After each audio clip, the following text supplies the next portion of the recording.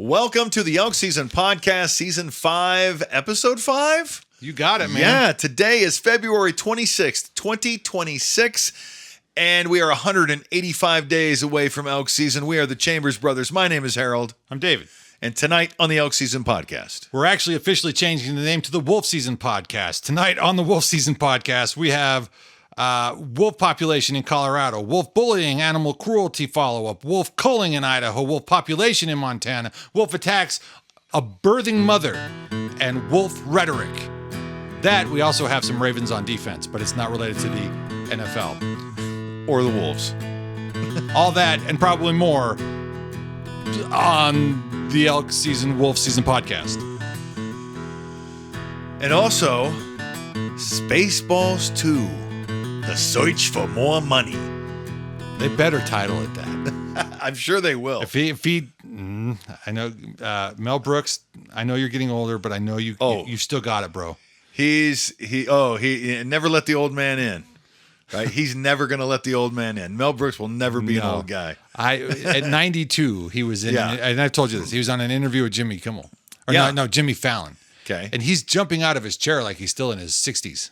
And I'm like, laughter is the best medicine. Yeah. Yeah, he's so great. I love Mel.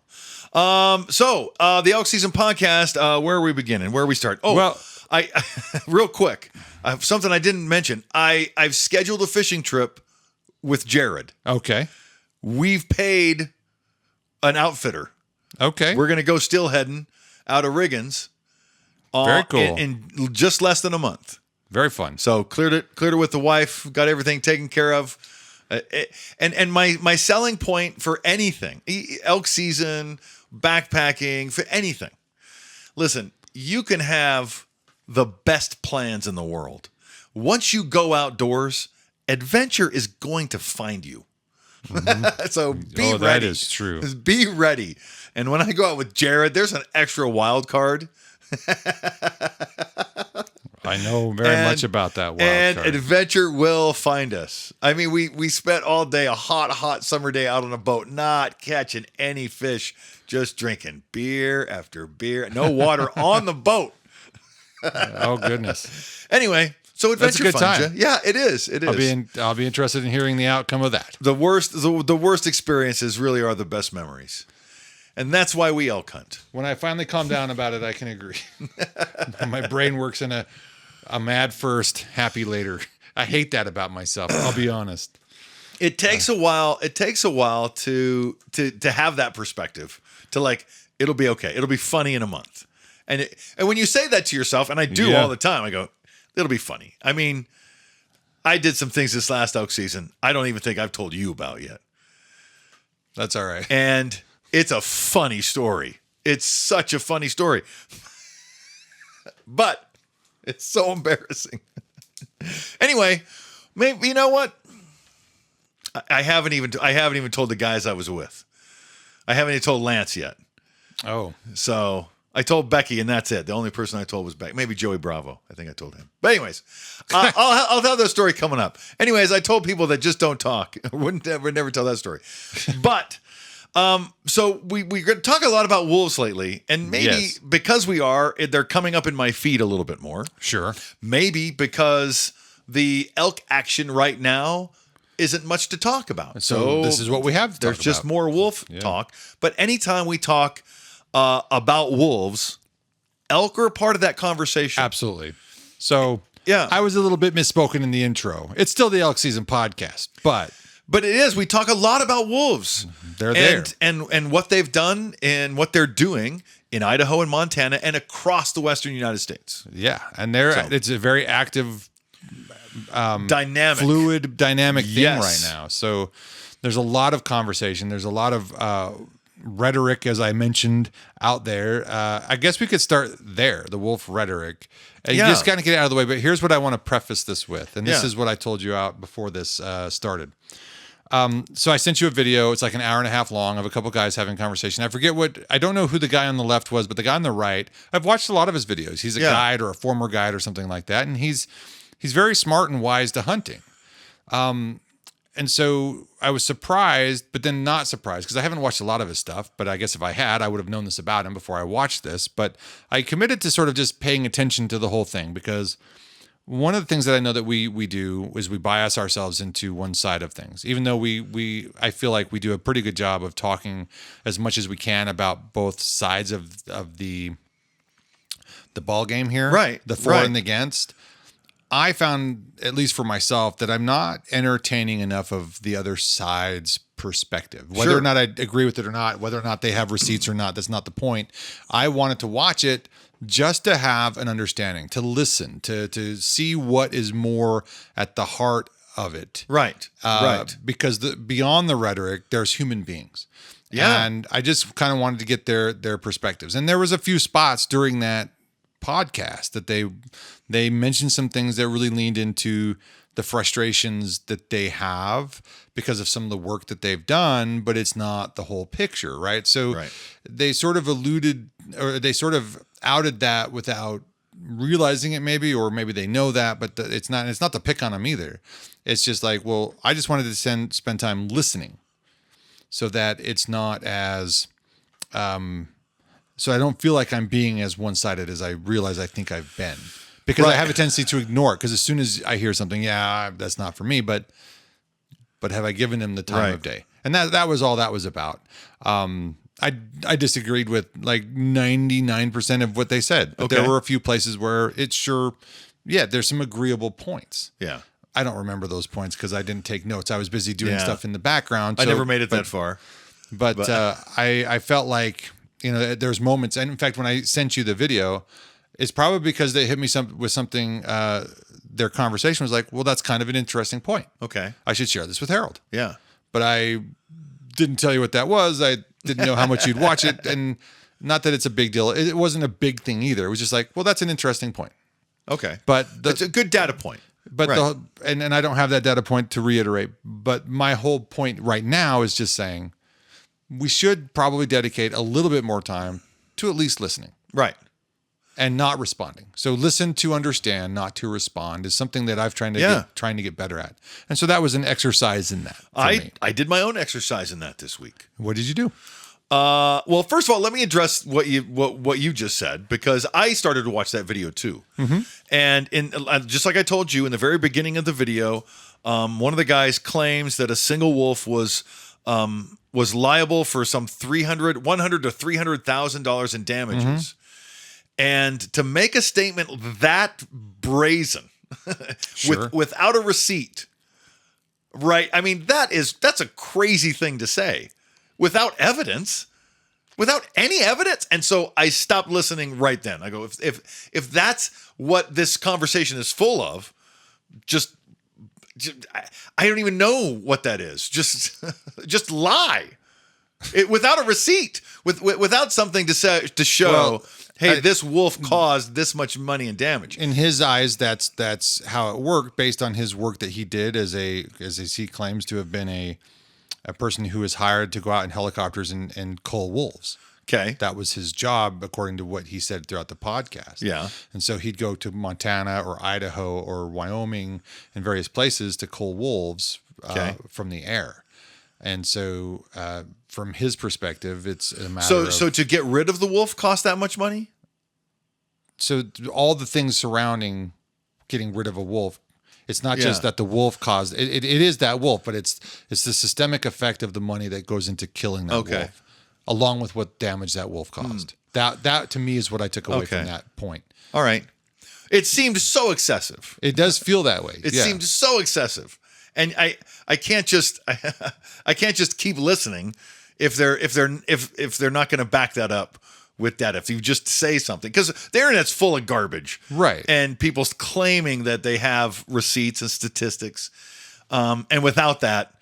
But see, that's why I think when I heard that claim, I go, well, what else do they have to say? And will they answer any part of that, right? And so that was another thing. So I don't know that I got the full satisfactory answer, but I know that I had more because I kind of just gave it an earful. Again, don't fully agree with it, but I also know that I don't have their unique experiences. I also have to be careful because I don't understand their full bias as to why they're having this conversation. So I got to be careful and reserved with taking it all just on the surface level, which is what you have to do on videos. Right. So it was really an exercise of patience, listening, understanding, but also remaining and allowing myself to be reserved about it, because that's what this conversation needs to have. We need to be able to allow everybody to come together. Right. And so for my part, what can I do better? Well, I can listen. Yeah. I don't have to agree. Right. And so and you don't have to continue watching either. Like same goes for you. So no. And if I was having that conversation with that person, I would have stopped them right there. Sure. What are you talking about? Please explain yourself. Just throwing up numbers. I mean, it was a nice round number. Help me understand that. $300,000. So I can go counselor cliche. One wolf somehow costs $300,000. You're like, okay, either that's just a claim to enrage people, or you have receipts. Mm-hmm. It's one or the other. Anyways, so I've been following Trinity Vandenaker. Yeah. Right, and he does a lot of talking in the rancher's perspective, talking in the rancher's favor, and how devastating and decimating wolves can be to ranching herds out west. Yeah. And so I wanted to find out, well, how many ranches are really family owned out west? Sure. Right? And how rich are they? My perspective is every time I pass a ranch, it's purchased by some Californian. Right? That's my perspective. Yeah. And I have no receipts. Right? It looks like it's a multi-million-dollar ranch. Yeah. Right? And it's like no hunting, and they hire the cowboys. Right? And it's like those people are complaining about money from their herd when the loss is how much? I mean, I don't know. I don't know how much they're losing. But I have read Carter Niemeyer. Yes. Okay? And they're not losing as much to wolves as they say they are losing. That's a problem. Because every time when wolves come back, every rancher says every dead cow is from a wolf. Is it? Not according to Carter Niemeyer. Not by a lot. Not by a lot. So, and I wanted to understand, first of all, how many of these are still family owned, and how rich are they really? Right. And my answer, the answer I got, makes me want to listen a lot more, because over 95% are family owned, and most of them are cash or paper rich. They don't really have money, operating money. Their land, all their money, if they have millions, is in the land. And most of them are worth less than $5 million, and 70 to 90% of that value is in land. So every cow that is killed by wolves is devastating, right? Is bad for these ranchers. No doubt. When they are killed by wolves. So that makes me want to understand better solutions. Sure. And we found some really interesting data this week about, because I've had arguments about this so many times, about, well, before wolves, there was elk everywhere. There was so much elk everywhere. Giant herds. Right. And you want to see the population numbers, and you thought, oh man, the elk population is going to fall off a cliff. Right. That was also my perception. Right? Sure, my perception was we had 250,000 elk in Idaho, Montana each, and then wolves came in, and we got to a more balanced 120,000 elk in each state. That is not true, right? From the data I just pulled up, the wolf or the elk population was only higher in the early 1990s, right before they brought wolves back. Mm-hmm. So the elk population is about what it was in 1989. Let's say that.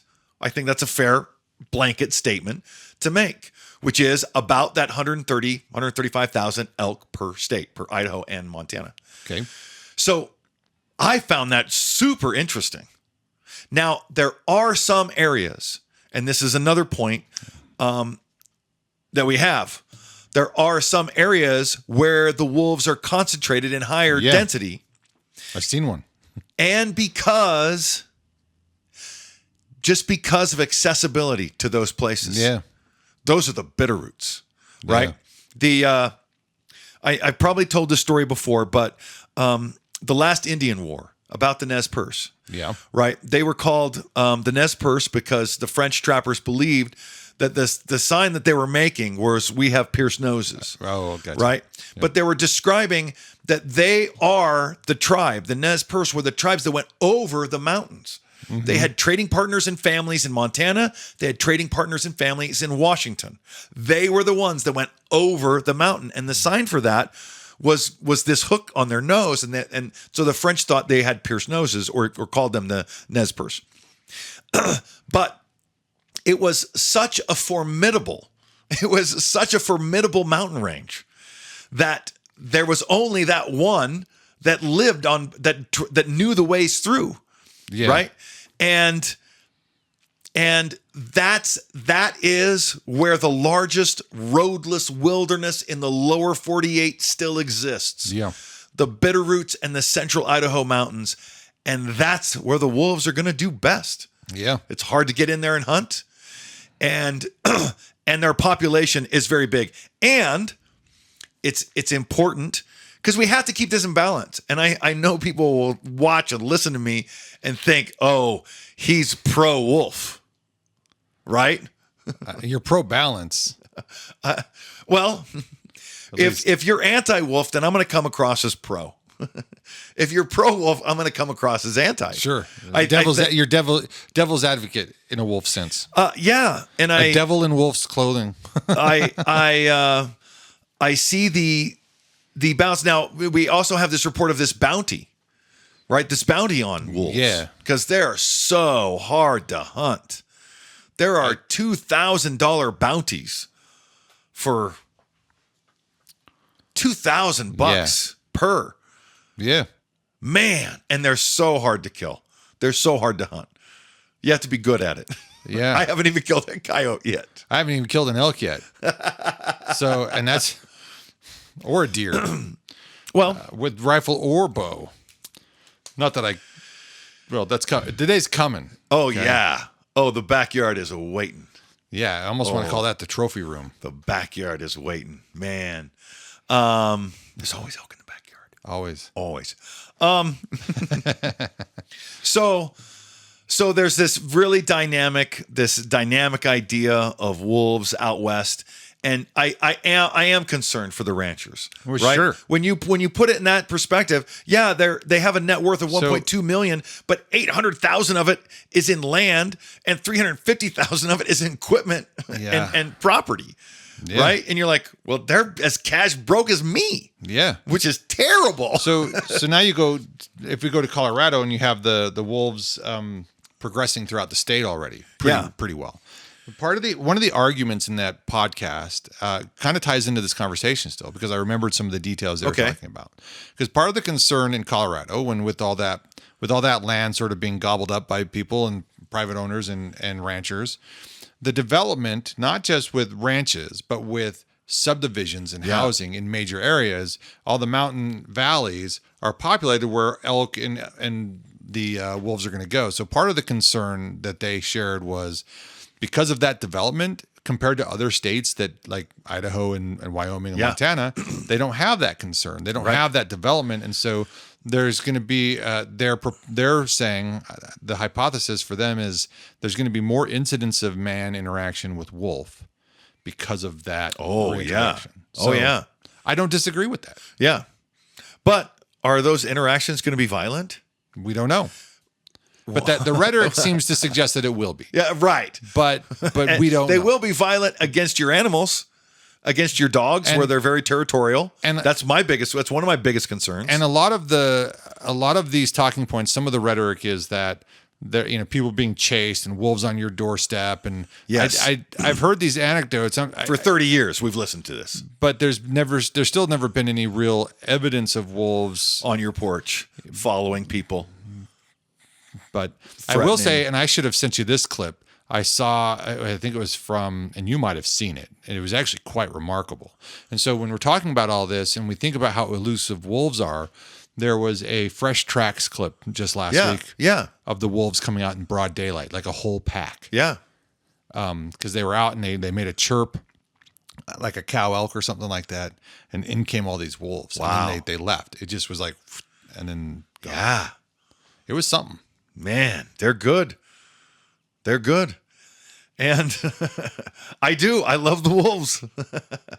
And I'm pro wolves, hunting. I'm pro management. And to see a whole pack come in like that. Oh, yeah. Within about 60 yards of this group of hunters. Like they're close. Yeah. It was cool. Yeah, I stayed at Camp Bradley up out of Stanley. It's a Boy Scout camp for the Boy Scouts of America. I stayed there for a whole week, and one morning I woke up and there was one of the scoutmasters, right, was like outside his scouts' tents howling, right, like a wolf, like trying to get these kids out of bed. And I'm like stirring around, and I get up and I go, all right, who was that? And they go, no, those were wolves. Yeah, those were actual wolves.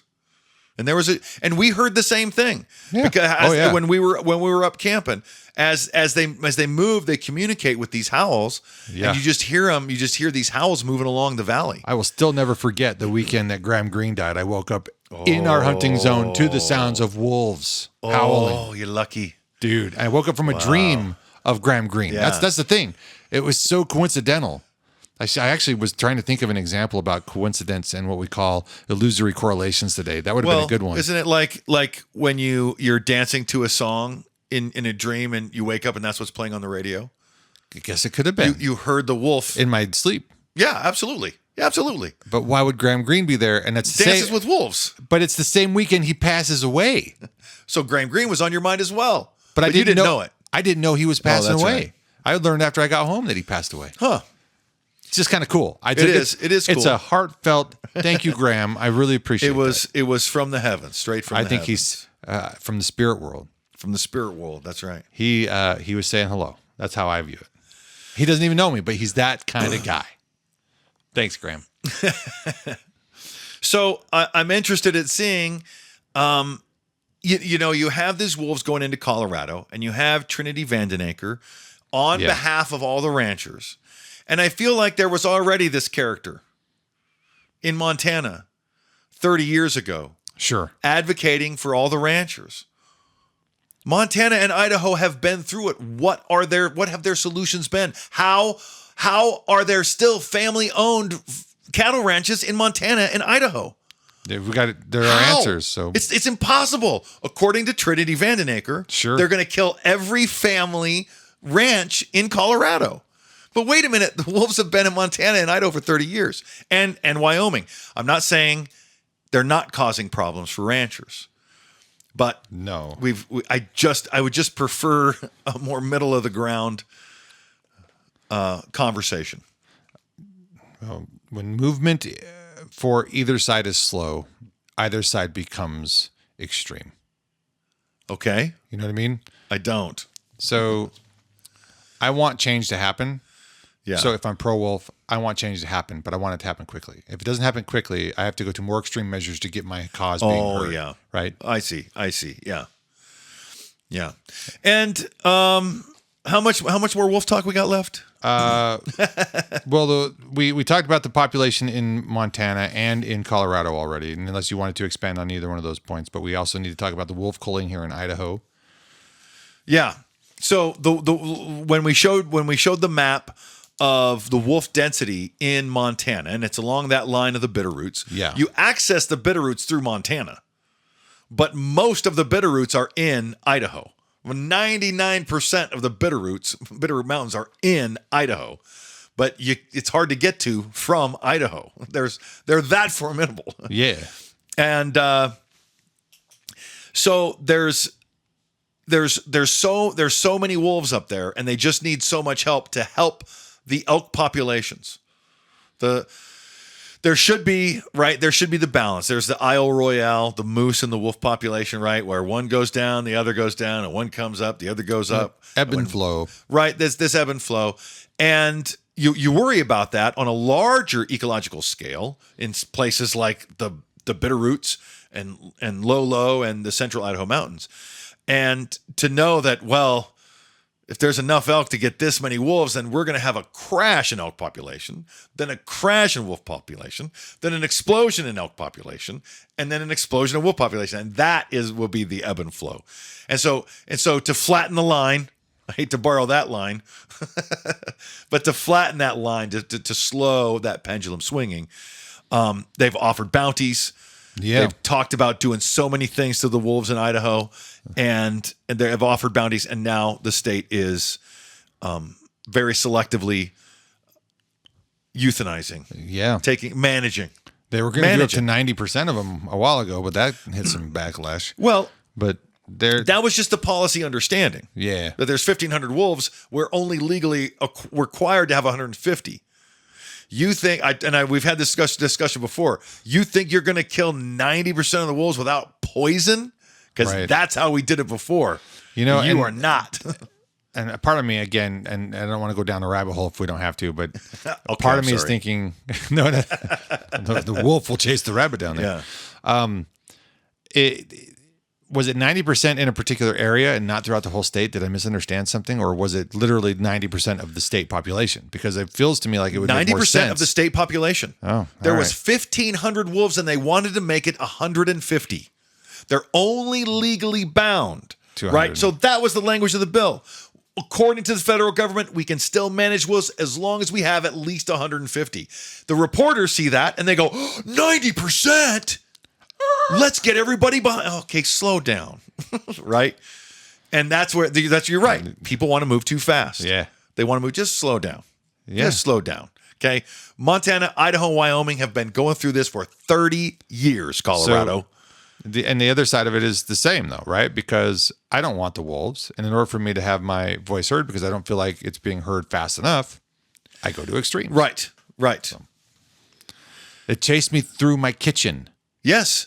Yeah. Oh, man, you heard all kinds of stories. Man, yeah. Just aggrandizing it I all. wanted to be your friend. Anyway. Look, wolves don't just feed on elk. True. They will also feed on cattle. We know this. Yes. Sheep, buffalo, bison. It's a big time.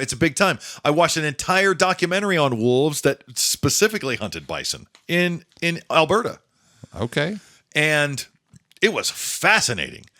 It was incredible. It was so good. And there are some packs in Yellowstone that can take down and have shown bison and moose. Okay. So not just elk, bison and moose. They're opportunists. Yeah. And if they're really hungry. Yeah. Right. And so the clip that we have, or the clip that I saw, is a display of a couple of things. And one is exactly what Trinity Vanden Aker talks about. Yeah. These wolves are ruthless. They will pull a calf from its mother before it's born.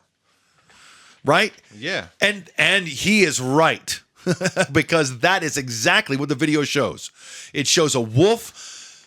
It shows a cow bison in labor, and it shows a wolf trying to get around to the back of her to actually get at that baby bison before it comes out.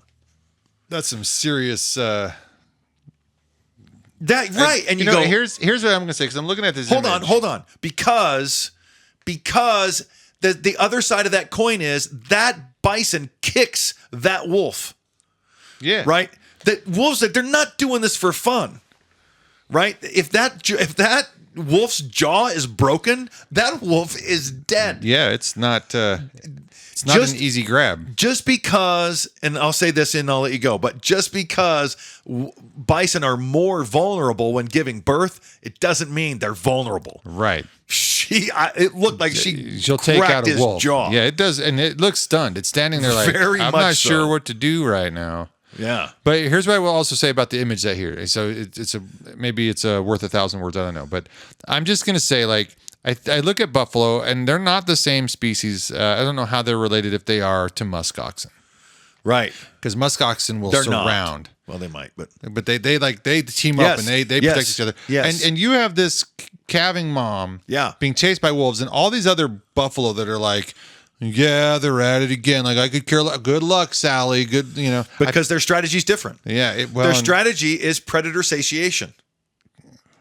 They have all the calves at the same time. Yeah, that's a good right? point. And so you can only kill so many. And so that's why they're not interested. In the far north, those resources are much more important, and they have to protect those resources for their population. The other thing that I will say about sorry. this. No, it's good points. I was just trying to make light of the situation, but it's became sobering. This image says Yellowstone National Park, book now. Hey. Yeah, I want to watch. We're trying to capitalize off that. I want to watch the calving season with the wolves. You know what I mean? There you go. And so you go, well, that's horrible. Well, somebody's got to die. It's nature. It's how nature works. It's nature. It sucks, and somebody has to die for others to live. And there. Oh, go ahead. Yeah, I read that book, Steve Rinella, Bison. Right, the family, family, class, and species are all bison. Because there's just nothing else like it. Anyway. The way not to cull wolves is to chase one down on your snowmobile and duct tape it. And take I know it to the people bar. are mad at wolves. But there's a follow-up to this guy. Yeah. So there was a guy in Wyoming who ran down a wolf on a snow machine and, got him alive and duct taped its mouth and took him to the bar and got some selfies. He got a plea deal. He made a plea deal, 18 months probation, $1,000 fine, a loss for some time of hunting privileges, and he has to go to alcohol treatment. Makes sense. Right? And so Anyways, that happened. I have no editorial. I will not comment. But we've been talking about the story on the Elk Season Podcast because it started last year. Yeah. So it's unsettling. That's not a way to work with. It's unfortunate. Yeah. So that brings us to our last story, which is kind of fascinating, and it takes us off of the ground and into the air a little bit, and it takes us out of the world of elk and wolves, not at least indirectly, because obviously there's species that are flying around the same, forests. Yeah. But let's say you live near a forest and you have pets. You have to worry about predators in a whole lot of different ways, but one particular predator that's become more and more of a nuisance, surprisingly, in a lot of places, particularly up in Alaska. You can watch a lot about this. So nuisance. Is the bald eagle. Yeah. They are ruthless. And so tell us more about this bald eagle raven debacle. Yeah, this is a great TikTok page. It's actually, he's not the raven guy. He's a crow guy. Oh, crow. Did I say raven? The ravens are different. The ravens are the ravens are animal language. That's right. Sorry. Right? So the crows, this guy befriended crows. All these eagles were killing their ducks. That's right. Right? And so he makes friends with the crows, and the crows, since they're friends, you give us nuts and you give us trinkets. I don't know what he's giving to the crows, but they like them. Yeah. And they tell all their buddies. And so now he posts videos of these crows just screwing with eagles.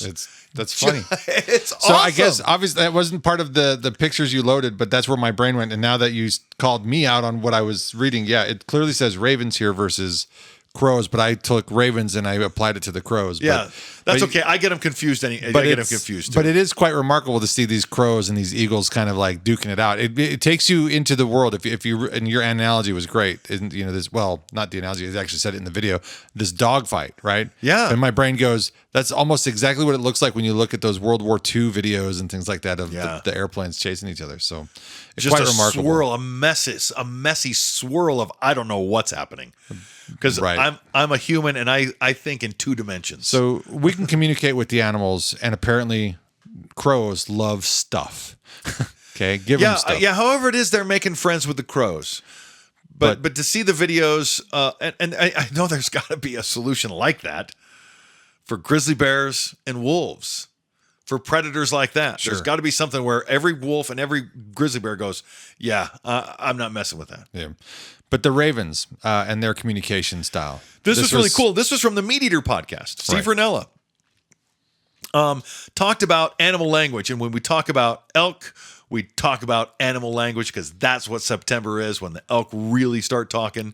And we use those animal language and those animal sounds to get in closer and to bring those animals closer. And there's so much more research going on right now, going on everywhere. And one of these places was in Maine, where one of the researchers discovered that the ravens were making a call for fresh meat.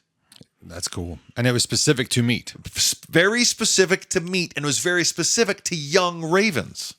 Now, in the video I showed you about the crows and the eagles, yes, a young eagle was sent in to observe the ducks. Right. A young eagle went in and observed the ducks and then was ushered out. Right. But in this, there's a dead moose. In the raven incident, there's a dead moose, and a young raven goes in and makes a call to say, the coast is clear. It's, this is meat, and it's not occupied by anybody, right? Right. There's no bears. There's nothing. So they know they can go down, and if there's one raven, a young raven, right, and there's a coyote or something, the coyote's going to chase him off, and the raven's not going to say there's meat here. But if there's no coyote, the raven goes down. The young one. The old ones are smarter than that. Right. Right. Hey, you go check it out, buddy. Yeah, you first, buddy. Yeah, you go check it out. And so the young raven goes down. He goes, meat. And then all the ravens go, yeah, let's go. And so many ravens crowd that carcass, a coyote couldn't make it in. Yeah. So now everybody gets to eat because they sent in this one raven to investigate and make a very specific sound. And that is the sound of there is meat. So he's done the research. I wish I could talk more about that research, but I think it's really cool. Animal language is just fascinating. It is. And there's more and more of it coming out all the time, it seems. So yeah, because like I said, there's always researchers doing more research. Mm-hmm. And it's great. It's just a collective. Everything's just a data point. More data. One data at a time. I almost said that really weird. I surprisingly held it together most of the podcast until right now, because I've just had an off day, but I think I hit it well. You're hanging in there. You're doing just fine. Yeah, but that's it. We're out of stuff. All right. Until next time. Until next time. Goodbye. I want to say something clever like keep your stick on the ice.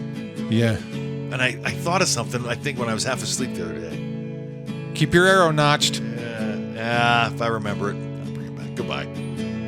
In the morning light, before dawn, bow grip tight, heart beating strong.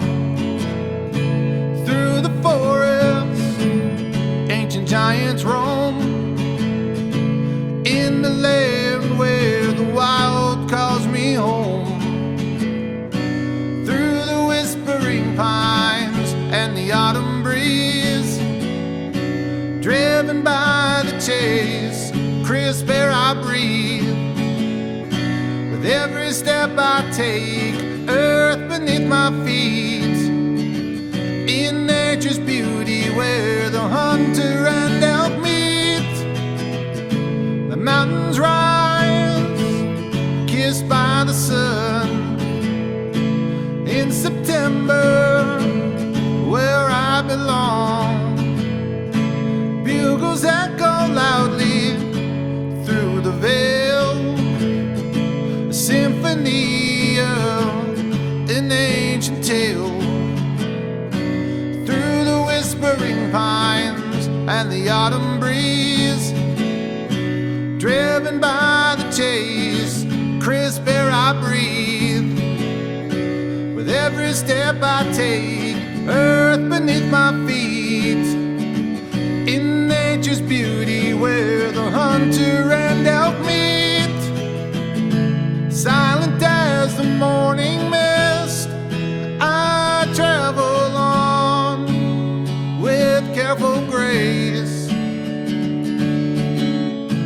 Every shadow, every sound surrounds me in this wild embrace.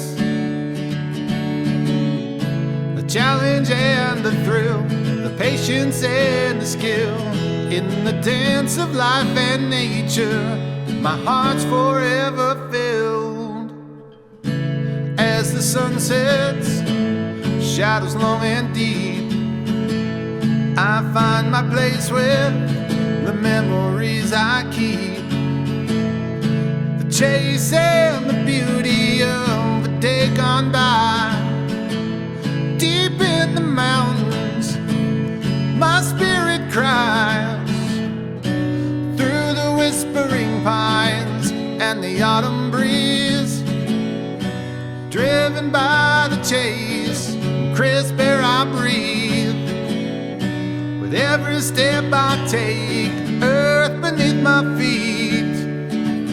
In nature's beauty, out where the hunter and elk meet. Here's to the wild places where the elk and I both roam. The chase that brings us closer to the place that I call home.